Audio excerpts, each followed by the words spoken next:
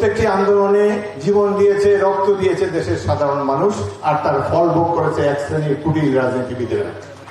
তারা বারবার জাতিকে ভুল পথে নিয়ে যেতে চায়।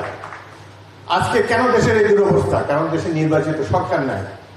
ভাই, আমরা ভালো হই খারাপ হই জনগণের, তো আমাদের দায়বদ্ধতা জনগণের কাছে থাকবে নির্বাচিত প্রতিনিধি হিসাবে। আগে বলেন যে ওরা তো লুটপাট করবো, ইলেকশনের দরকার নেই, এটা কোন ধরনের কথা? নির্বাচিত সরকার না হলে কেউ এই দেশে কোন ধরনের বিনিয়োগ করবে না। নির্বাচিত সরকার না হলে এই দেশে আইন শৃঙ্খলা পরিস্থিতি কখনোই ঠিক হবে না। এটা তো জনগণের রাষ্ট্র না। এখন তো অলিগার্কি, মোবোক্রেসি, অ্যারিস্টোক্রেসি এইসব চলছে। বিদেশ থেকে ধার করে আনা আতালরা আমাদেরকে শেখাচ্ছেন কিভাবে বাংলাদেশ চলবে। এদের অনেকে জানে না ধান গাছের তক্তা হয় কি হয় না, কিন্তু আমাদেরকে লেকচার দিয়েই যাচ্ছেন। ভাই, তুমি গ্রাম দেখেছো বাংলাদেশে? How it looks like. এদের অনেকে ভোট দিতেও যায় না, কারণ লাইনে দাঁড়াতে হবে, কিসের তার চেয়ে ঘুমাই, আরামসে ঘুম দেয়। এরা এখন বাংলাদেশের রাজনীতির গতি প্রকৃতি নিয়ন্ত্রণ করতে চায়।